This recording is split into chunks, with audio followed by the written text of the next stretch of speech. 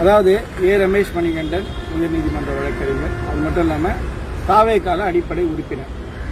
இப்போ நம்மளுடைய வழக்கறிஞர்கள் நியமனம், கவர்மெண்ட் வழக்கறிஞர்கள் நியமனத்தை பற்றி ஒரு 4-5 நாளாக பேசுபொருளாக இருக்குது. அந்த பேசுபொருளில் இன்னைக்கு நம்மளுடைய மாண்புமிகு அமைச்சர் திரு நிர்மல்குமார் அவர்கள் சில விஷயங்களை சொல்லியிருக்காரு. எல்லாமே கரெக்டாக நியமனங்கள் நடக்கிறது அப்படின்னு. எனக்கு தெரிஞ்சு நிர்மல்குமார் சாரும் வழக்கறிஞர் தான் நான் நினைக்கிறேன். என்னுடைய சரிபார்ப்பு சரின்னா அவர் வழக்கறிஞர். அவர் என்ன சொல்றாரு அப்படின்னா, தற்காலிகமாக அப்பாயின்ட் பண்றவங்களை சட்டப்படி தான் அப்பாயின்ட் பண்றோம் 6 மாசத்துக்குன்னு சொல்றாரு. அதுக்கப்புறம் பர்மனன்ட் நியமிக்கிறோம்னு சொல்றாரு வழக்கறிஞர்கள். இப்போ இங்க பிரச்சனை என்னன்னா, நீங்க தற்காலிகமா நியமிக்கிறவங்களையே சட்டப்படி இன்டர்வியூ எடுக்கணும், சட்டப்படி அதுக்கு நோட்டீஸ் கொடுத்து, சட்டப்படி நோட்டிபிகேஷன் கொடுத்து, சட்டப்படி இன்டர்வியூ எடுத்து தான் எடுக்கணும். அதை எப்படி எடுத்தீங்கன்றது தான் இங்க கொஸ்டின். நீங்க பர்மனெண்ட்டுக்கு நோட்டிபிகேஷன் கொடுத்து விட்டுருங்க. இப்ப டெம்பரவரியா எடுத்த நீங்களே சொல்றீங்க இல்லையா பேட்டியில, அந்த பேட்டியில நீங்க சொல்ற மாதிரி இந்த டெம்பரவரி வழக்கறிஞர்களை எங்கெங்க எடுத்தீங்க?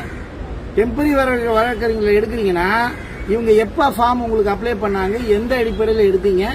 ஏன் என்னுடைய கிளைண்ட் ஞானசுந்தரி மட்டும் இல்ல மற்றவர்களும் எல்லாருக்கும் ஏன் அந்த டெம்பரரி வழக்கறிக்கு ஒரு நோட்டிபிகேஷன் கொடுக்கல? நோட்டிபிகேஷன் கொடுக்காம எப்படி எடுத்தீங்க? இதுதான் கொஸ்டினே. ஏன்னா அவரும் வழக்கறிஞர் தான், அவருக்கு இந்த சட்டம் தெரிஞ்சிருக்கும்னு நினைக்கிறேன். டெம்பரரி எடுக்கிறதுக்கே ஒரு ப்ரொசீஜர் வேணும் சார். அப்படி இல்லாமல் எடுத்தது தவறுன்றது அவரே ஒத்துக்கிறாரா? 6 மாசம் எடுக்கிறேன்னா, டெம்பரரி எடுக்கிறேன்னா டெம்பரரிக்கு ஒரு ப்ரொசீஜர் வேணும். டெம்பரரியா நீங்க சேர்த்தா கூட நோட்டிபிகேஷன் கொடுக்கணும், டெம்பரரிக்கு ஆளை எடுக்கணும், நீங்க அவங்கள இன்டர்வியூ பண்ணணும், அதுக்கப்புறம் தான் வெரிஃபிகேஷன் மற்றதெல்லாம். ஸோ அவருடைய பேட்டியிலேயே இந்த ப்ரொசீஜர் லேக், நான் சட்டத்தை மட்டும் தான் பேசுறேன், ப்ரொசீஜரல் லேக் இருக்குது, ப்ரொசீஜர் பிரகாரம் செய்யலன்றது ஒன்று. ரெண்டாவது, எந்த தவறுமே நடக்கவில்லை, தவறுகள் நடந்தால் நீங்க புகார் தரலான்னு சொல்றீங்க. நல்ல அமைச்சர், அற்புதமான அமைச்சர், நாங்கள் வரவேற்கிறோம் அவருடைய பேச்சை. உண்மையிலே அமைச்சரை நாங்கள் வாழ்த்துறோம். எல்லாம் சரிதான். யாருக்கிட்ட புகார் தர்றது? எந்த போன் நம்பர் வச்சிருக்கீங்க?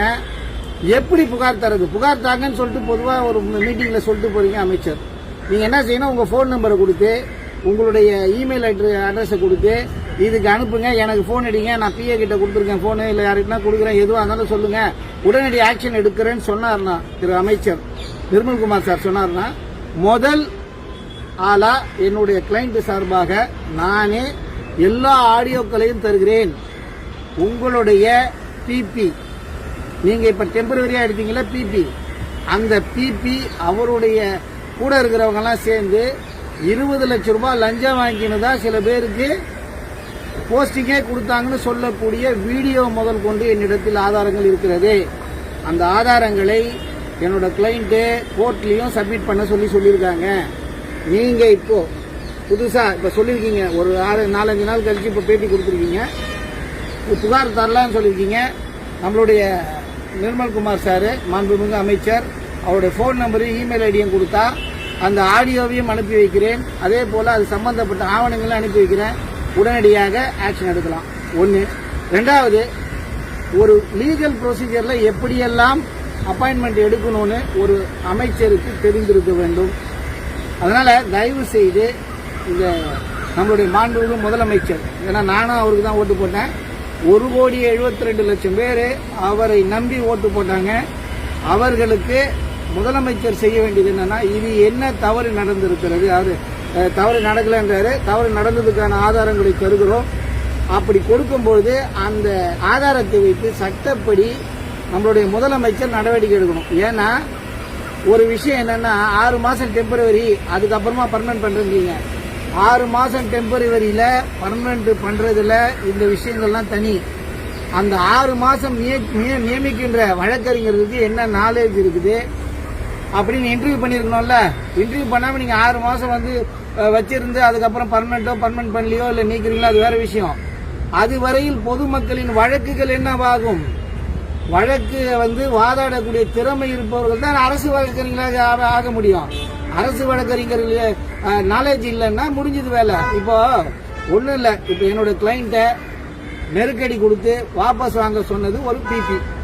பிபியோடைய கூட சேர்ந்தவர்கள், அதுக்கான ஆதாரங்கள் இருக்கிறது. நிர்மல்குமார் சார் நாங்கள் கோர்ட்டில் ஃபைல் பண்ணுவோம், அது வேற விஷயம். பென்ட்ரைவ்லயே போட்டு ஜட்ஜி கிட்ட ஃபைல் பண்ண போறோம், அது வேற விஷயம். நிர்மல்குமார் சார் அவருடைய ஃபோன் நம்பரும் அவருடைய இது இல்லை, அவர் எனக்கு ஃபோன் பண்ண கூட அவரோட என்ன சொல்றது ஜிமெயிலுக்கு கூட நான் அனுப்புறேன், பிரஸுக்கும் கொடுக்குறேன், ஆக்ஷன் எடுக்க சொல்லுங்க. அதாவது அடிப்படை விஷயங்கள் தெரியாமல் அமைச்சர் இருக்கக்கூடாது, இதுதான் எங்களுடைய வேண்டுகோள். அடிப்படையாக நீங்க டெம்பரவரி ஆளை கூப்பிட்டா கூட, டெம்பரவரி ஆளை சேர்த்தா கூட அதுக்கு ப்ரொசீஜர் ஆஃப் லால தான் நீங்க எடுக்கணும், அதாவது ஆளை எடுக்கணும். இது வந்து சாதாரண விஷயம் இல்லை, நீதித்துறையோட ஒரு பங்கு. நீதித்துறையுடைய அடுத்த பக்கம் தான் நம்மளுடைய அரசு வழக்கறிஞர்கள். அவர்கள் வாதத்தை சரியாக வைக்கலன்னா குற்றம் செய்தவர்கள் தப்பித்து விடுவார்கள். அப்பாவிகள் சில நேரங்களில் ஜெயிலுக்கு போறது கூட வாழ இருக்கும். ஏன்னா விஷயம் தெரியாது, விஷயம் தெரியாம வந்து நாலேஜ், டெப்த் நாலேஜ் இல்லைன்னா கஷ்டம். இப்போ ஒரு விஷயம் என்னன்னா, இந்த மாதிரி ஒரு கேஸ அப்பியர் போட்டிருக்காங்க நம்மளுடைய என்னுடைய கிளைண்ட்.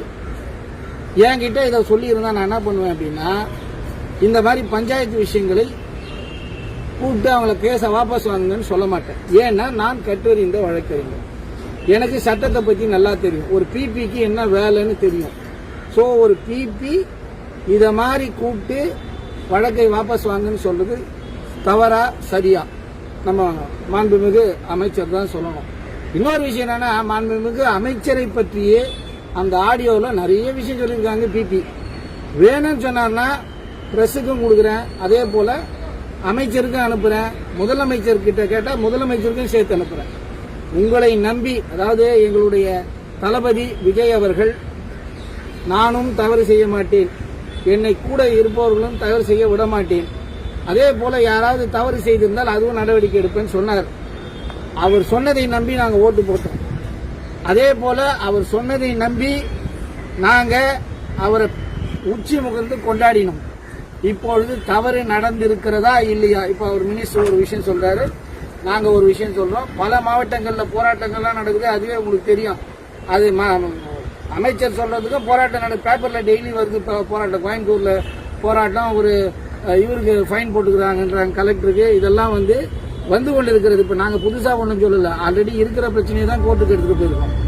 அப்போ இது மாதிரி ஏதோ ஒரு விஷயம் இருப்பதை முதலமைச்சர் என்ன செய்யணும் அப்படின்னா, அதை தனி கவனம் செலுத்தி என்ன பிரச்சனை இருக்கிறதுன்னு அவர் ஒரு ஆலோசனை செய்து, ஏன் முதலமைச்சரே ஒரு பிரஸ் மீட் கொடுக்கலாமே, ஒன்றும் தவறு இல்லையே.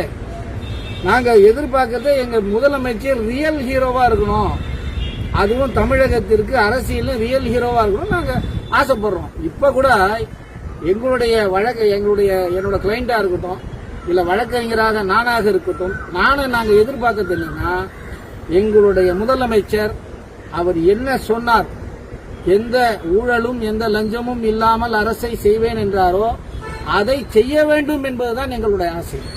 அதற்காகத்தான் அந்த கட்சியில அடிப்படை உறுப்பினராக இருந்தாலும் இவ்வளவு அளவுக்கு சட்ட ரீதியான போராட்டங்களை செய்கிறோம்.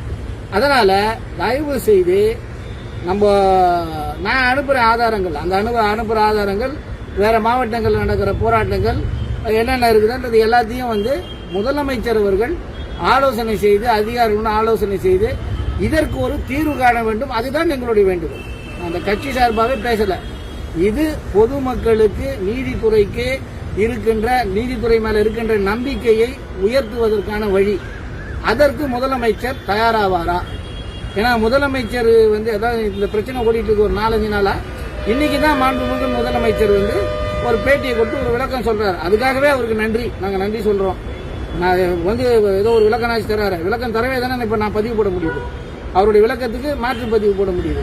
ஸோ தயவு செஞ்சு செல் போன் நம்பர் யாருடையதுன்னா நம்மளுடைய அமைச்சருடையதையும், அதே போல அவருடைய இமெயில் அட்ரஸையும் கொடுத்தா, நான் கூட என்னுடைய நண்பர்கள்லாம் நிறைய பேர் அது போல பாதிக்கப்பட்டிருக்காங்க. எல்லாருமே எல்லா விஷயங்களையும் உங்களுக்கு மனுவாகவும் என்னென்ன ஆதாரங்கள் இருக்குதோ உங்களுக்கு அனுப்புவாங்க. அனுப்பின பிறகு நீங்க ஒரு தீர்வை எட்டுவதற்காகவோ நடவடிக்கை எடுப்பதற்காக செய்ய வேண்டும் என்று வழக்கறிஞர் என்கின்ற முறையிலும், என்னோட கிளைண்ட்டுக்கு வழக்கறிஞர் என்கின்ற முறையிலும், தாவேகாவில் நான் ஒரு உறுப்பினர் என்கின்ற முறையிலும், வழக்கறிஞர் சமுதாயத்திற்காகவும் நீதித்துறையின் மேன்மைக்காகவும் நீதித்துறை மீது இருக்கின்ற நம்பிக்கை மேலும் டெவலப் ஆகணுன்றதுக்காகவும் இந்த கோரிக்கையை தளபதி விஜய் அவரிடமும் நம்முடைய மாண்புமிகு அமைச்சர் நிர்மல்குமார் அவர்களிடமும் கேட்டுக்கொள்கிறேன். தயாராக இருக்கிறாரா நிர்மல்குமார் சார்?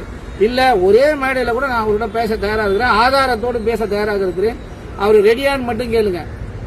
நான் வந்து ஆதாரத்தையும் கொடுக்குறேன், அவர் கூட நின்று நேருக்கு நேர் வந்து வாதிடவும் தயாராக இருக்கிறேன். ஏனால் தவறு நடந்திருக்கிறது என்பது எங்கள் சார்பான குற்றச்சாட்டு. இல்லைன்னு அவர் சொல்றார், ஆதாரங்கள் கொடுங்கன்றார். எங்க கொடுக்கறதுன்னு தான் பிரச்சனை, எங்க கொடுக்கறதுன்றது தான் பிரச்சனை. யார்கிட்ட கொடுக்கறது, எப்படி கொடுக்கறது, அதுவே வழி இல்லாம இருக்குது. அதனாலதான் நான் சொல்றது என்னன்னா, நீங்க எங்க இருக்கிறீங்கன்னு சொல்லுங்க, எடுத்து வந்து கொடுக்க சொல்றேன். இல்ல போன் நம்பர் கொடுங்க, இல்ல இமெயில் ஐடி கொடுங்க, அனுப்பி விடுறோம் எல்லா டீட்டெயிலும். ரிசீவ் பண்ணிட்டு எங்களுக்கு அதுக்கான ஆக்ஷன் எடுங்க. அதுதான் நாங்கள் எதிர்பார்ப்பது. விஜய் சாருக்கும் அதுதான் எதிர்பார்க்கிறோம். செய்வார் நம்புறோம். நன்றி. ஏ. ரமேஷ் மணிகண்டன், உயர்நீதிமன்ற வழக்கறிஞர்.